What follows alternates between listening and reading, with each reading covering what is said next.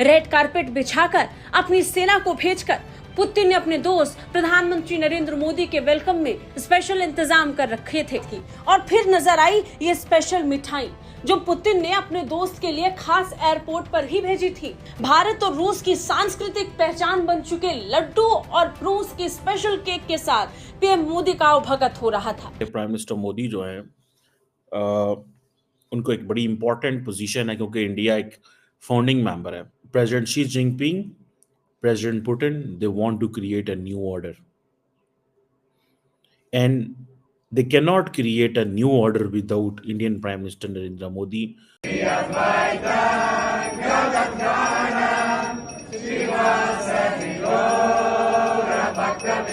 प्रधानमंत्री नरेंद्र मोदी के स्वागत में हरे राधा हरे कृष्ण की धुन रूस में जब उन्होंने सुनी तो मुस्कुराते नहीं रुक रहे थे पीएम मोदी।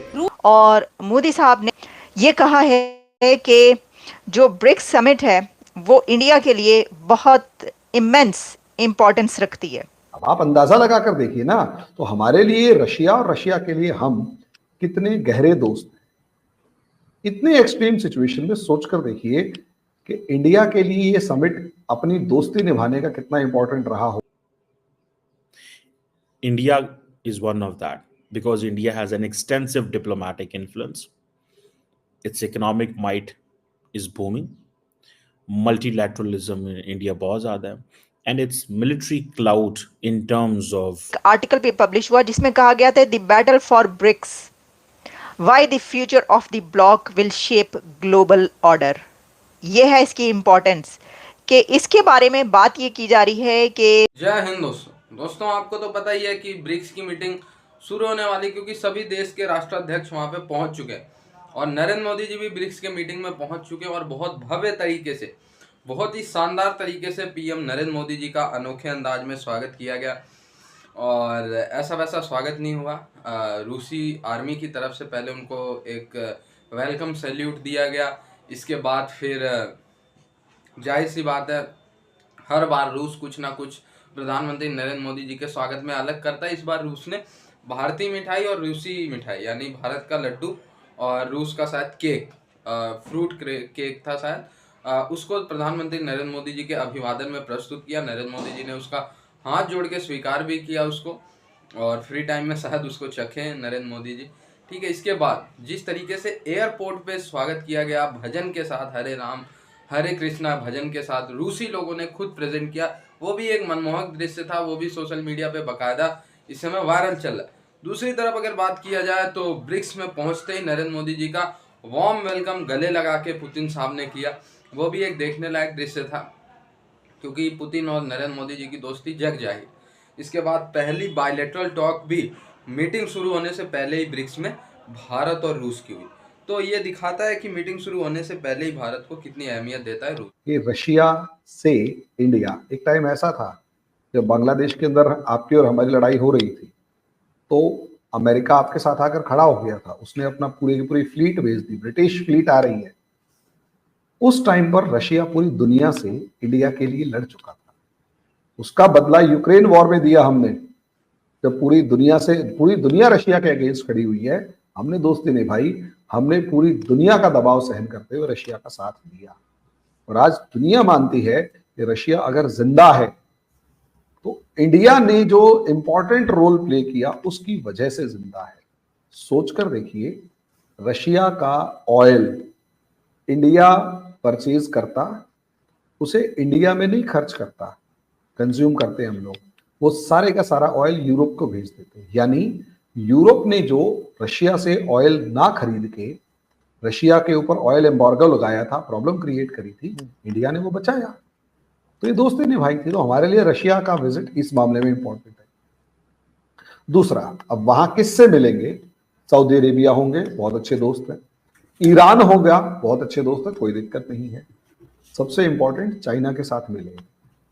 मैडम, इस इंपॉर्टेंस को आप इससे अंदाजा लगाइए, हम कुछ दिन पहले डिस्कस कर रहे थे जब डॉक्टर एस जयशंकर पाकिस्तान आए थे तो उन्होंने एक बात, 3 वर्ड्स कहे थे। एक मैसेज पाकिस्तान के लिए था कि terrorism, separatism, extremism are the biggest hurdles for trade and connectivity और पावर सप्लाई। जो चाइना को भी कहा था, अगर आप किसी की टेरिटोरियल बाउंड्रीज को रिगार्ड नहीं करते तो आप अच्छा उम्मीद नहीं कर सकते कि एससीओ के अंदर हम आपसे भरोसा करें। उस एक मैसेज ने काम किया, और उससे पहले भी एससीओ से लेकर अलग अलग जगहों पर हम लोग प्लेटफॉर्म पर कह चुके थे चाइना को कि देखो भैया, जब तक आप हमारी आर्मीज बॉर्डर पे एक दूसरे के सामने खड़ी है, हमारा बिजनेस एज यूजुअल नहीं चल सकता। और यही एक कारण था, यही रीजन था कि हमने दबाव बना के रखा था चाइना पे कि देख भाई, आर्मी अगर आमने सामने है तो बात नहीं। चाइना कहता बात कर लेते, आर्मी हटाते रहेंगे। इंडिया कहता नहीं, पहले आर्मी हटेगी फिर बात होगी। अब रशिया भी इस चीज को जानता था, पुतिन इस चीज को मानते हैं, और मेरा ऐसा मानना यह है कि वो ही स्ट्रेट फॉरवर्ड पर्सनैलिटी है यहाँ पर जो इस चीज को शब्दों में बयान करके चाइना पे दबाव डाल सकते थे। उन्होंने डाला और ये कहा कि यार इंडिया गलत कहाँ कह रहा है, बॉर्डर के ऊपर तुमने आर्मी खड़ी कर रखी है और कॉपरेशन की बात करोगे, ये तो बकवास बात है। तो वो तो लिप सर्विस हो गई ना एक तरीके की, ठीक है यार कुछ बोलना था बोल दो, बाकी कुछ नहीं।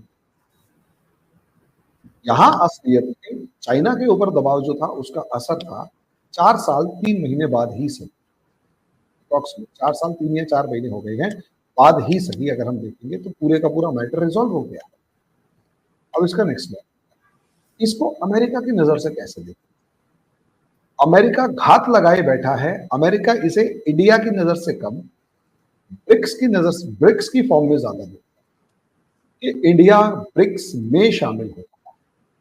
और ब्रिक्स असलियत में शुरू से पहले दिन से एक कोशिश है कि कैसे भी करके अमेरिका का और वेस्ट का जो पूरी दुनिया पर डोमिनेंस है, चाहे वो इकोनॉमिक है, चाहे वो मिलिट्री है, चाहे वो नैरेटिव की फॉर्म में है, चाहे वो ट्रांसपोर्ट ट्रेड की फॉर्म में, किसी भी फॉर्म में है, वो सारे का सारा इस तरीके से है कि वो किसी भी कंट्री के ऊपर सैंक्शन लगा देते हैं उसके ऊपर। इसके बाद अब ब्रिक्स है, तो क्या ब्रिक्स में मोदी साहब और प्रेसिडेंट शी की मुलाकात होगी?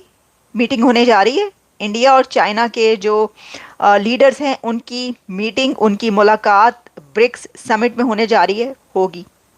आप देखिएगा, देखिए मिलेंगे तो सही ना ऑब्वियसली, लेकिन एक अलग से मुलाकात होती है नहीं होती। सबसे पहले तो पीएम मोदी की मीटिंग है अलग से प्रेसिडेंट पुतिन के साथ, और ये जो मीटिंग है इसके अंदर सिर्फ यही ब्रिक्स का ही एजेंडा नहीं है, बल्कि इससे पहले जो उनकी मीटिंग हुई कुछ दिन पहले जब गए थे पीएम मोदी रशिया, और वहाँ पर उससे पहले फिर आपको पता है यूक्रेन और कहाँ कहाँ वो गए थे। उसके बाद फिर जब रशिया गए तो वहाँ पर उनके सामने उन्होंने जाकर बहुत सारी चीज़ें भी रखी, तो उसका आप समझ लें कि एक अपडेट भी होगा। दोनों बैठकर पहले वाली मीटिंग्स पर भी बात करेंगे, क्या नतीजा निकला, क्या रिजल्ट निकला, तो बहुत इंपॉर्टेंट है।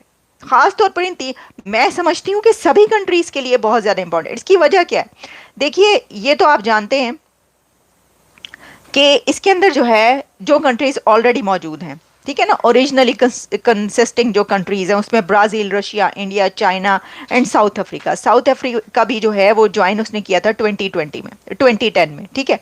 अच्छा, अब इसके अंदर आप ये भी बात याद रखिएगा कि जो कुछ और कंट्रीज इसमें शामिल हुए हैं, the grouping has now expanded to include Iran, Egypt, Ethiopia and the United Arab Emirates.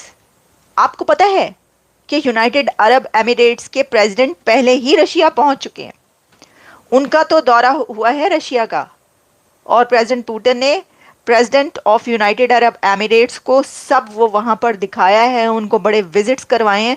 ये उनका बहुत ही इम्पोर्टेंट विजिट था। तो यूएई का ब्रिक्स में शामिल होना बड़ा अहम रहता है।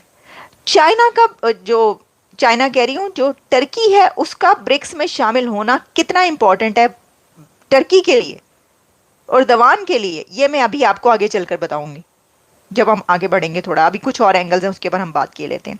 तो ये जो कुछ नए कंट्रीज इसमें शामिल हुए हैं इनके लिए बहुत ज़्यादा अहम है ब्रिक्स, ये वाली 2024 समिट। अच्छा, फिर ये भी याद रखिए कि इसके अंदर कहा जा रहा है कि कोई 30-35 के करीब जो हैं पूरी दुनिया के लीडर्स इसके अंदर शामिल हो रहे हैं। पाकिस्तान से कोई जा रहा है नहीं जा रहा, आई डोंट नो। पाकिस्तान ने बड़ी कोशिशें की हैं ब्रिक्स में शामिल होने के लिए, कई एक बार कहा कि वो ब्रिक्स में शामिल होना चाहते हैं, और ये भी फिर नज़र आने लग पड़ा कि हो सकता है कि वो ब्रिक्स में शामिल हो जाए। अब देखिए, जैसे इजिप्ट, ईरान, एथियोपिया और कुछ और कंट्री यूनाइटेड अरब एमिरेट्स हैं, तो पाकिस्तान भी हो सकता है, लेकिन पाकिस्तान के हालात का आपको पता है, और फिर इसमें शामिल होने के लिए ऑब्वियसली कुछ कंट्रीज़ की से भी ज़रूरी है। रशिया का बहुत बड़ा डेलीगेशन अभी एससीओ में गया है, लेकिन अभी आप जानते हैं कि इस वक्त जबकि डॉक्टर जयशंकर अभी पाकिस्तान से होकर वापस गए हैं, तो उसके बाद जो एक वहाँ पर दहशतगर्दी का वाक़या, उसके बाद फिर पाकिस्तान और इंडिया के हालात जो हैं वो ताल्लुकात कैसे हो चुके हैं।